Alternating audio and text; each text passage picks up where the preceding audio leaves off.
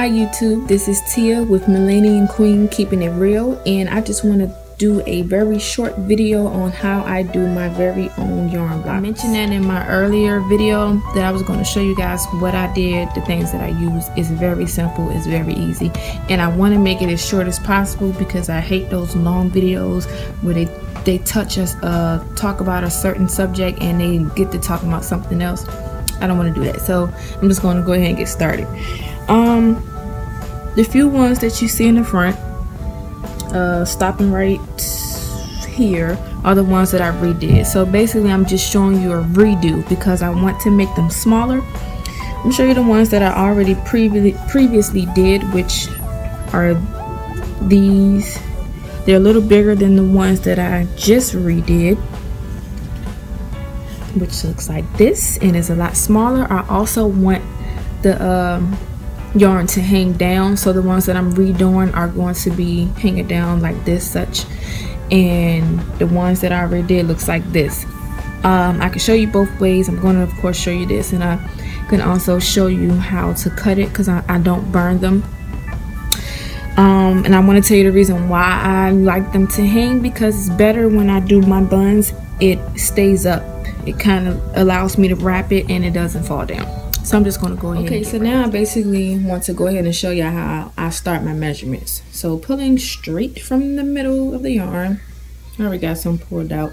I take, well, when I started from the back of my hair, simply place the yarn at my roots, stretch it down to the length of my hair, but then I always go a couple of inches past the length of my hair to make sure I have enough. So I go about that long. Then I also want to flip it and tie it at the end right here, so I can do my measurements easier. And I'm gonna show you what I'm talking about.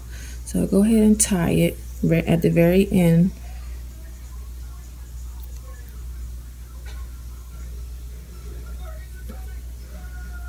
Come on, thing.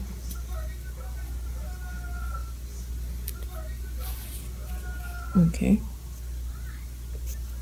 and once you have it tied like this itself, now what I like to do is basically do it in circles. That makes sense. Go ahead and take it from the end of here and basically pull, and that's all you're doing to measure it. But you want to do it a lot, like pull it a lot, to make sure you're pulling to measure it correctly. And you're just going in a full circle basically. And once you get the hang of how to pull it and get it straightened out correctly, you can do it as fast as it allows you to do. Now I'm going to stop right there because I already have enough of mine measured. And you're going to take any end and just cut it, and that's it. Now I like to do a lot of these because it makes it a lot easier to have some already set to the side before you actually start. It makes it the process a lot easier and a lot faster. Now I got this for my braiding part. I also do the same technique of getting the yarn that I want to use to wrap. I just make it longer. So you're gonna do the same exact thing, but when I measure the ones for wrapping, I probably do it at like arm length. So I'll take it out from the middle and stretch it all the way out to my arm, and do the same thing as measuring it. All right, now so I'm going to go ahead and take one of these out. And for those who want to learn how to take it out, I just cut it. I don't cut across. I cut it exactly where I tied my knot.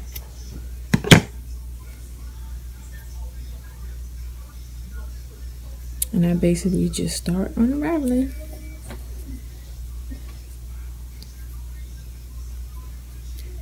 Okay, so now that I'm done taking it out, all I do next, now that I'm redoing it and I want it to be smaller, I'm actually going to part down the middle the ones that I already had and just split it in half.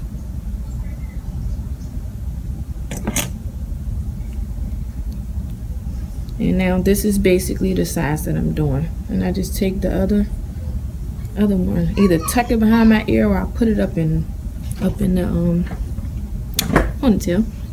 All right, now what I do is take, now I want to explain this too. The ones I did before, I used 5 pieces of yarn. The ones I'm doing now, I'm only using 2 because again, I want them to be skinny and small like this. And the 5 pieces of yarn look like this, which is not bad. I just want it smaller. So I'm only going to take 2 pieces of yarn. I'm going to use the same yarn that I already used, which that's a good thing about yarn. You can reuse it. So I'm just simply taking 2 strings of yarn like this, and I'm going to set them up as you would doing braiding hair. Put one across the other, get it set up, make sure they're same length, and go ahead and start braiding. And another thing, I want to explain about another technique that I learned is that now I do not braid it all the way down to my ends, which made it a lot easier in the process, a lot faster. And I'm going to show you exactly what I'm talking about. So I braid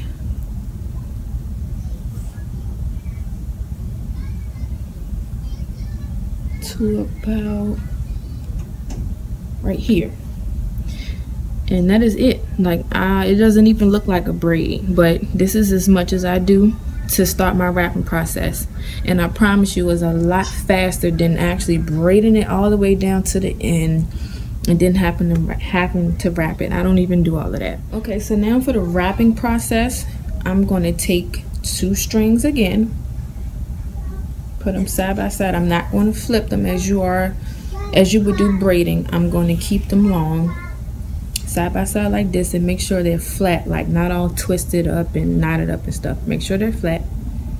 As I go to place it to my roots, I leave a little room out like this. I take the braiding part with my left hand, and I place the little part that you have hanging with my right hand right there at my roots. And now what I want to do is grab everything with my left hand as tight and as closest to your roots as possible, and begin to twist with your right hand.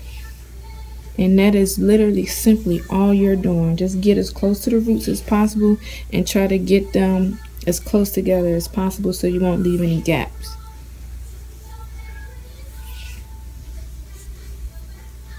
Somebody's back there watching Trolls.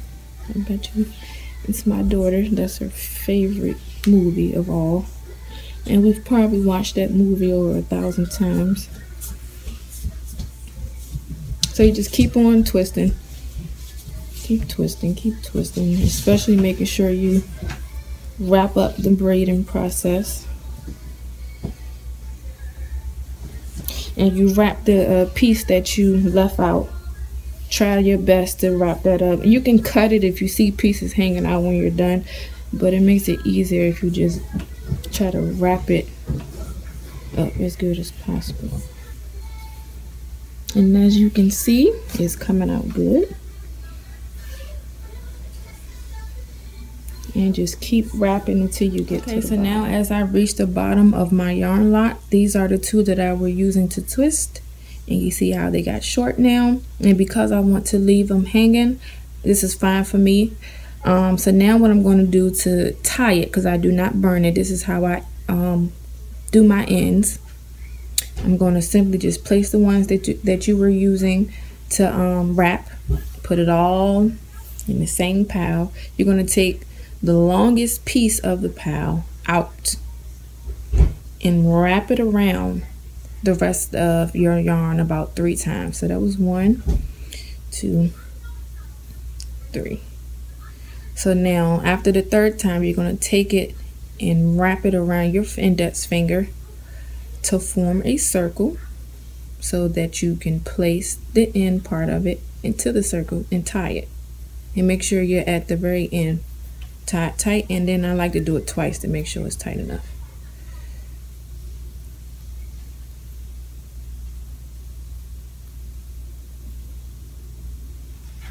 And that's basically it. That's all you do. Again, I do not burn it. That scares me to burn yarn. I don't know how it may react to fire, so no thanks. But you can cut the ends if you don't like the yarn hanging like this, and cutting it looks like that.